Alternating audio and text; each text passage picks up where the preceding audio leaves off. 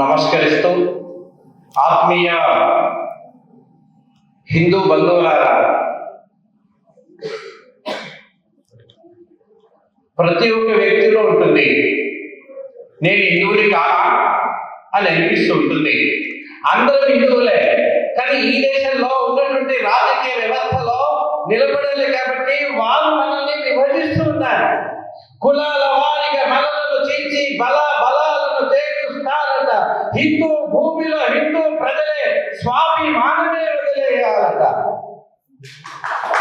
ఇది జరుగుతున్నటువంటి పంక్తిని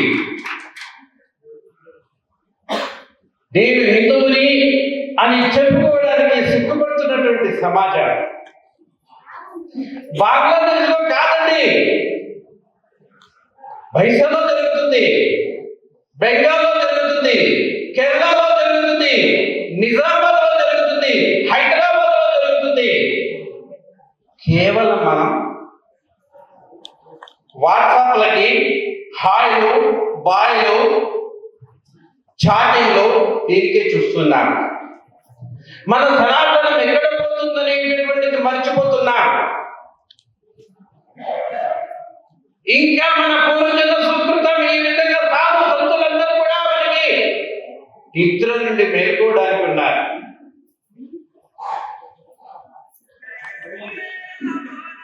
ఒక్కసారి ఇంతకన్నా ముందు పటేల్ చెప్పారు, స్వామీజీ చెప్పారు, కులం దగ్గర వరకి నా ఇంటి వరకే,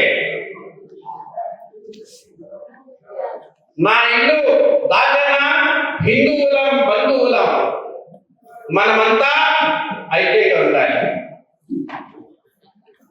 సనాతన ధర్మం చాలా గొప్పది. మర్మం తెలుసుకోండి.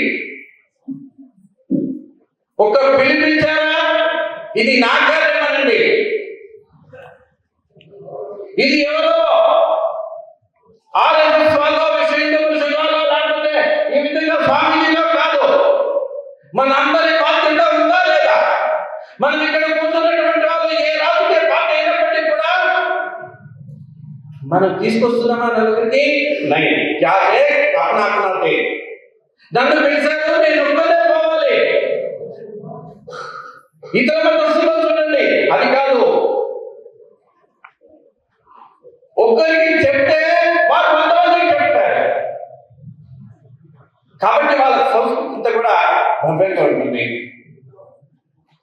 ఇక దాడిలోకి వచ్చారనుకోండి, ఒక్కడు నా కళ్ళపడితే చెప్పండి. మన ఇంట్లో కనీసం దండ ఉండదు, ఒక కట్టె ఉండదు. ఆ కళ్ళకు కంటాలు అయితే పాయ. కనీసం పాము వచ్చింది, దాన్ని కొట్టాలంటే ఇంట్లో ఉండదు. శత్రువులు ఎక్కడో లేరు, మన చుట్టుపక్కలే ఉన్నారు. మనం అందరినీ కూడా కన్ఫర్మ్ తీసుకుపోతున్నా. ఎవడు మనవాడు, ఎవడు పరాయవాడు? కాబట్టి ఇది ఆలోచన చేయండి. ధర్మం చాలా గొప్పది. స్వామి వివేకానంద చిన్నతనం నుండే ధర్మం గురించి పాటుపడ్డారు.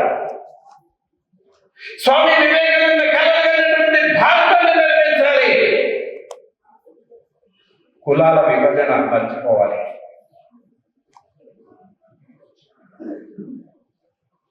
ప్రపంచంలో అన్ని మతాలని రాయబడ్డా హిందువుల్ని కిందపరిచేటువంటి భగవద్గీతని కింద పెట్టి అందరూ హేళన చేస్తూ ఉన్నారు.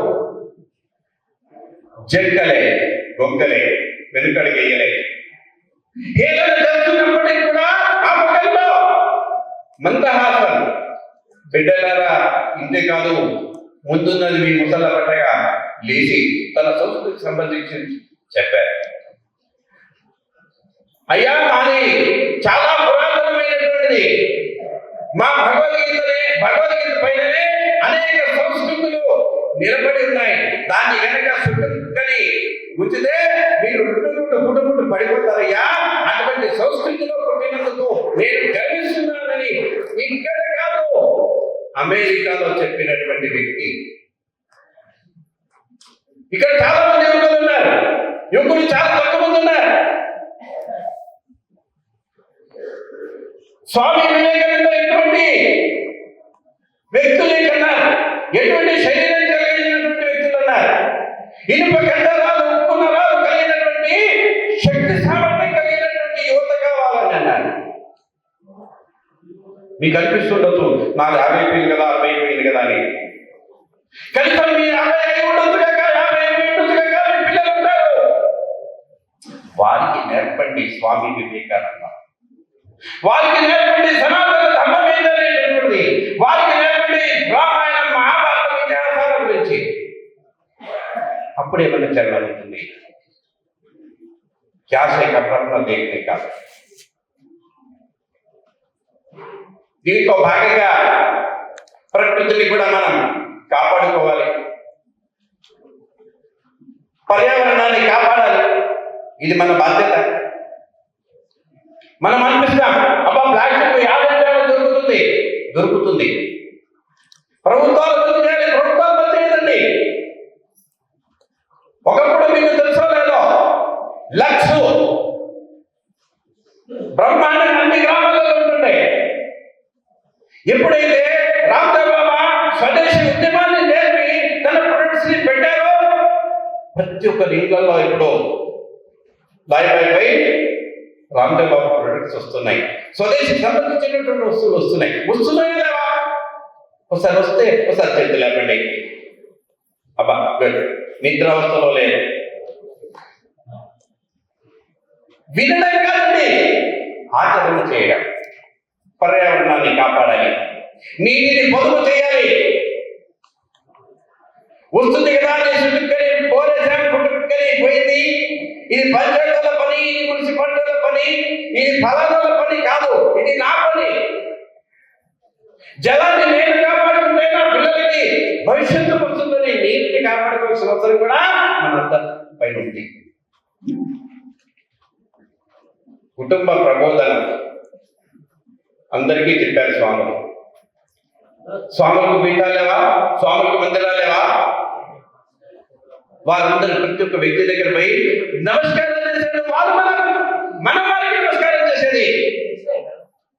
బాధ అనిపించట్లేదండి. స్వాములందరూ కూడా వచ్చేసి దండం పెట్టి, అయ్యా మీరు కుటుంబంతో రండి, కార్యక్రమాన్ని సద్వినియోగం చేసుకోండి, మేము తోచినటువంటి మాటలు అంటూ చెప్తాం అని చెప్తున్నప్పుడు కనీసం మన ధర్మత కాదా? మన కుటుంబాలను తీసుకురావాల్సిన అవసరం లేదా?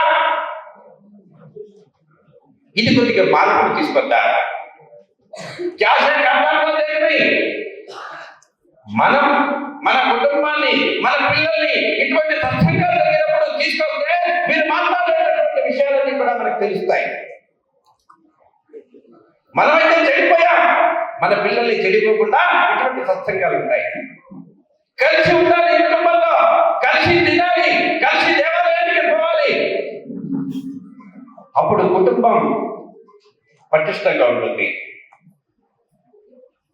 ఇప్పుడు చూడండి, ఉమ్మడి కుటుంబాలు వేల పైన లెక్క పెడుతున్నారు. ఉమ్మడి కుటుంబాలు అంటే అత్త ఏ విధంగా ఉండాలి, కోడలు ఏ విధంగా ఉండాలి, మనమరాలు ఏ విధంగా ఉండాలి, గాజులు ఉన్నాయా లేవా, ఉప్పు ఉందా లేదా, పరిపూర్ణమైనటువంటి బట్టలు ఉన్నాయా లేవా అనేటువంటి పెద్దవాళ్ళు చెప్పేవారు. అది మారిపోయింది. మొగడు ఒక టైపు, పిల్లం ఒక టైపు తింటుంది, పిల్లలు ఒక టైపు తింటారు. ఇది కాదు మన సంస్కృతిలో. కుటుంబ వ్యవస్థ పటిష్టమైనటువంటి వ్యవస్థ ఉంది కాబట్టి ఆనాటి కాలంలో అనేక సంవత్సరాలు కుటుంబ వ్యవస్థ ద్వారానే సంస్కృతి కాపాడబడింది. ఈ కుటుంబ వ్యవస్థ కూడా పటిష్టంగా చేయాల్సిన అవసరం మనందరి పట్ల ఉంది. సామాజిక సమరసత చెప్పారు. ఏ కులమనే కాదు, నేను హిందువుని చెప్పుకో. ప్రతి ఒక్క వ్యక్తి పూజా పురస్కారాలకి అర్హుడే. ఏ ధర్మశాస్త్రంలో లేదు బ్రాహ్మడే పోవాలి, బ్రాహ్మడే పూజ చేయాలి, ఇది ఏ ధర్మశాస్త్రంలో లేదు. శౌనకాది మునులందరూ కూడా ఒక ఎస్సీ గురువు దగ్గర పీఠాన్ని అధిరోహించినప్పుడు అందరూ కూడా కింద కూర్చునేవారు. కాబట్టి మనం ఏం చేస్తున్నాం, ముందే చెప్పాం, ఉదయించి, కాబట్టి క్రిస్టియన్ వాళ్ళు పోతున్నారు. మన మందిరాలు రాణిస్తున్నామా? లేదు. నా మందిరం నాడే, నా కుల మందిరం నాడే అని చెప్తున్నారు. ఇది మాట. ఇక ఈ విషయాల మీద దృష్టి పెట్టి మన సంస్కృతిని, మన సమాజాన్ని, మన ధర్మాన్ని కాపాడాలి.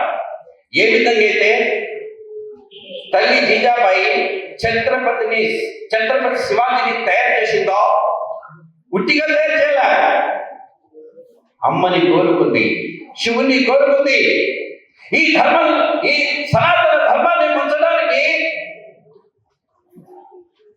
మహమ్మదీయులు దేవాలయాలని, హిందూ అమ్మాయిలని అనేకమైనటువంటి అకృత్యాలు చేస్తున్నప్పుడు నాకు విరోచితమైనటువంటి వ్యక్తి అవసరం, ధర్మాన్ని కాపాడేటటువంటి వ్యక్తి అవసరం. అటువంటి పుత్రుని అని కన్నది.